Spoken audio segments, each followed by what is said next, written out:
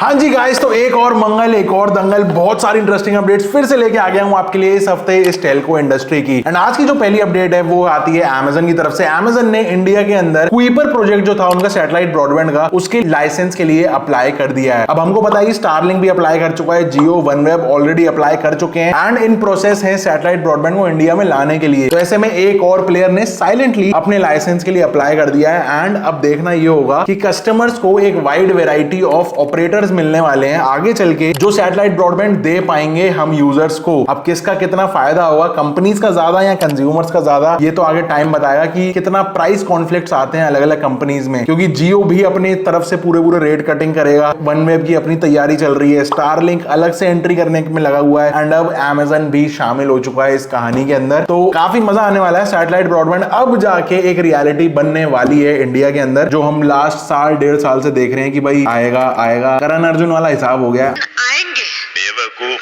अगली अपडेट आती है डिज्नी की तरफ से एंड हमने एक डिटेल्ड वीडियो बनाया था कि डिज्नी माइनस हॉटस्टार, मतलब डिज्नी हॉटस्टार की इतनी खराब हालत क्यों हो रही है, कैसे हो रही है। अगर वो वीडियो नहीं देखी हो तो जाके जरूर देख लेना, मैं लिंक यहाँ पे ऊपर कार्ड में दे दूंगा। लेकिन कहानी ये आ रही है कि इनकी हालत इतनी ज्यादा पतली हो चुकी है आईपीएल के राइट्स छीनने के बाद कि अब ये कंपनी बेचने के लिए अपने खरीदार ढूंढ रही है। इवन ये इस तरीके से लगे हुए हैं कि किसी भी तरीके से इनको अच्छा बायर मिल जाए डिज्नी प्लस हॉटस्टार और साथ में स्टार इंडिया का पूरा बिजनेस बेचने के लिए। आपने नोट किया होगा एचबीओ का कंटेंट भी जियो सिनेमा पे आ गया एंड तब से इनका डिक्लाइन और ज्यादा तेजी से होता चला जा रहा है। एंड फॉलोइंग जियो सिनेमा इन्होंने भी फ्री में क्रिकेट दिखाना शुरू कर दिया इंडिया की ऑडियंस को, इस होप में कि ये भी जियो सिनेमा वाले नंबर्स अचीव कर पाए या फिर एक्चुअल में कह लो कि अपने कस्टमर्स को रिटेन कर पाए। ऐसे में एंट्री होती है अडानी की एंड अब अडानी के पास ये प्रपोजल गया है कि क्या वो इन कंपनीज को ओवरटेक करके अपना ओटीटी प्लेटफॉर्म को मार्केट करेंगे। मतलब अडानी अब ओटीटी वाले स्ट्रीम के अंदर उतरेंगे या फिर नहीं। क्या लगता है आपको कि क्या वो अपना ही एक नेटवर्क पूरा बनाएंगे या फिर इन कंपनीज को लेके इनके जो रिसोर्सेज ऑलरेडी यूज्ड हैं उनको यूज करके जियो सिनेमा को टक्कर दे सकते हैं। आपको क्या लगता है नीचे कमेंट करके बताना और ये कहानी बहुत ही ज्यादा इंटरेस्टिंग होने वाली है आगे चल के।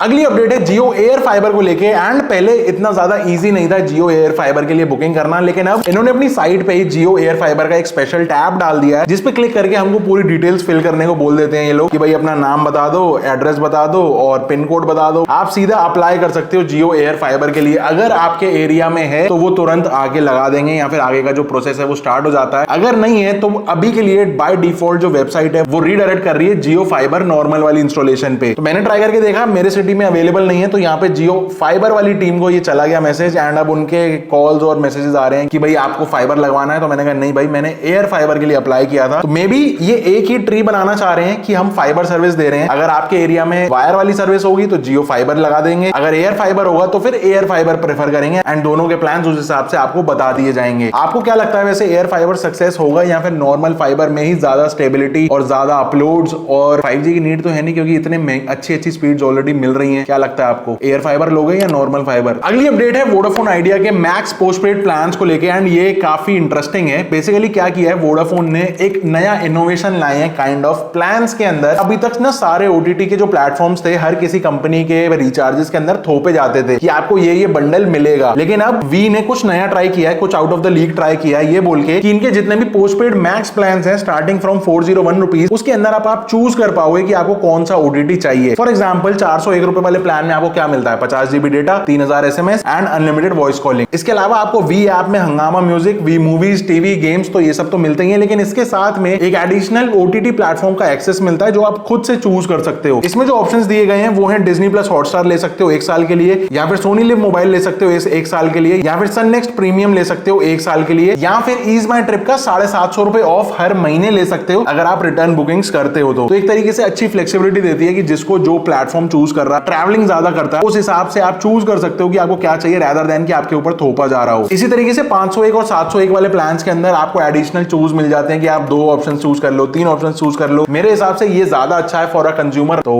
Good job Vi, good job.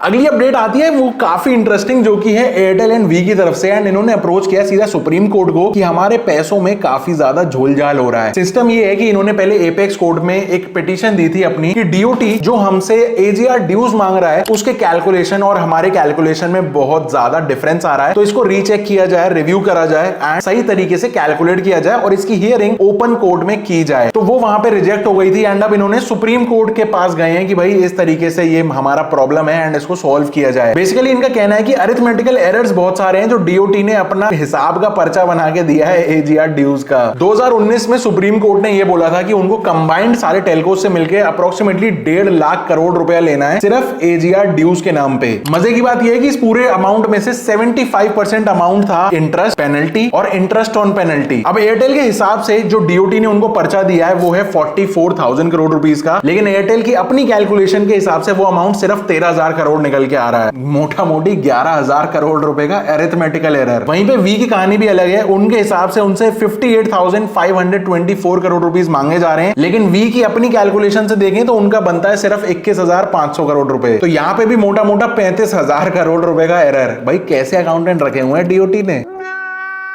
सिर्फ एयरटेल और वी नहीं, टाटा टेलीकम्युनिकेशंस के में भी एरर है इस तरीके का, जहां पे बताया जा रहा है कि गवर्नमेंट के हिसाब से 17,000 करोड़ रुपए अप्रोक्सीमेटली उनको लेने हैं, लेकिन टाटा की तरफ से जो अमाउंट देना है वो सिर्फ है 2,197 करोड़ रुपए। अब देखो क्या होता है आगे चल के। इतने ज्यादा मोटे एरर्स आना बहुत ही एक समझ से बाहर है कि इतना मोटा एरर कैसे आ जाएगा, लेकिन अब कंपनीज ने भी कुछ सोच समझ के ही कुछ चैलेंज करा हुआ इस चीज को। तो देखते हैं क्या रिजल्ट निकल के आता है, ये हमको आगे टाइम ही बता पाएगा। अगली अपडेट है बीएसएनएल की तरफ से, एंड बीएसएनएल का एक बड़ा ही इंटरेस्टिंग एस्पेक्ट निकल के आया है कि अगर वो 4G लॉन्च कर भी रहे हैं तो भी प्राइस कोई भी इंक्रीज नहीं होने वाला है उनके प्लान्स में। ऐसा इनके वन ऑफ द डायरेक्टर्स ने कहा है कि बीएसएनएल का कोई प्लान नहीं है, किसी तरीके का सिस्टम नहीं है कि भाई वो आगे प्राइसेस को इंक्रीज करने वाले हो। 4G रोल आउट कब होगा कैसे होगा ये नहीं पता, बस ये पता है कि अक्टूबर से ही फुल फ्लैश में इनकी 4G साइट स्टार्ट होने वाली थी। तो अब अक्टूबर का सेकंड वीक लग चुका है। होपफुली अब हर हफ्ते हम आपको अपडेट्स देते रहेंगे कि अब इतने रीजन्स में चालू हो गया, अब इतने रीजन्स में चालू हो गया। जहां पे private company 5G roll out के पीछे पड़ी हुई है, वहां पे बीएसएनएल अब 4G के पीछे पड़ा है, एंड होपफुली 6 से 8 महीने के बाद बीएसएनएल भी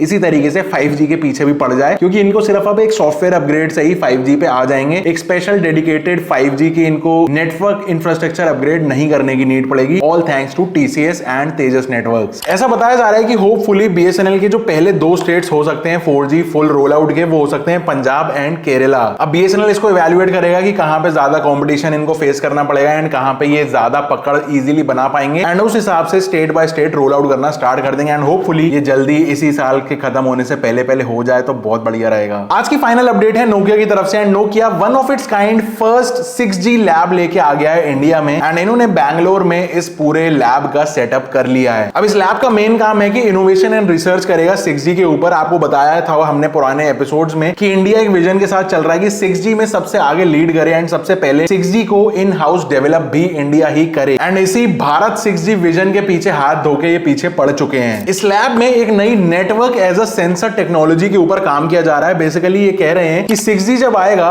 तो इस तरीके की टेक्नोलॉजी आ जाएगी कि हमको फिजिकल सेंसर्स की नीड नहीं पड़ेगी, एंड नेटवर्क्स जो हैं वो इतने हाई-फाई इतने हाई कैपेबिलिटी के हो जाएंगे कि वो सेंस कर पाएंगे कौन सा ह्यूमन कौन सा ऑब्जेक्ट किसी पर्टिकुलर नेटवर्क के अंदर है या फिर मूव कर रहा है, किस तरीके से इंटरेक्ट कर रहा है नेटवर्क के साथ। ये देखना काफी इंटरेस्टिंग होगा, लेकिन एक और चीज इंटरेस्टिंग होगी देखनी, वो है एक्साइटेल का लॉन्ग टर्म रिव्यू, जो कि बहुत सारे लोग हमारे से बहुत टाइम से मांग रहे थे। मैं रेकमेंड कर सकता हूं एक बार को। भाई कभी जिंदगी में ना लगवाऊं, इतना वाहियात है ना वो भाई, कोई भी मत लगवाना, बिल्कुल बेकार है। एसबीआई तो नहीं है सर कहीं ये, एक काउंटर से दूसरे काउंटर। अभी मैंने पिछली मैम को भी यही चीज समझाई थी। अब आप कह रहे हो उल्लू के पट्टे हैं, वो कह रहे हैं कि आप संभालोगे, अब मैं किसकी मानूं? एंड बस वीडियो हम कल दोपहर के 12 या 1 बजे के लिए प्रीमियर कर रहे हैं, तो लिंक मैं नीचे डाल दूंगा, आप उसको चेकआउट कर लेना। मजा आएगा बहुत सारा, आपको बहुत इंटरेस्टिंग लगेगी वीडियो। क्लियर इनसाइट मिल जाएगा कि सस्ते प्लान्स होने के बावजूद आपको क्यों एक्साइटेल लेना चाहिए या नहीं लेना चाहिए, एंड आपको एक पूरी क्लैरिटी मिल जाएगी क्या एक्चुअल में एक मेजर ड्रॉबैक है हमारे पूरे ब्रॉडबैंड इंडस्ट्री का। With this I sign off. I hope आपको वीडियो पसंद आई हो तो लाइक कर देना, सब्सक्राइब कर देना चैनल को। I will see you in the next one. Till then stay safe, stay sarcastic, see ya and good bye.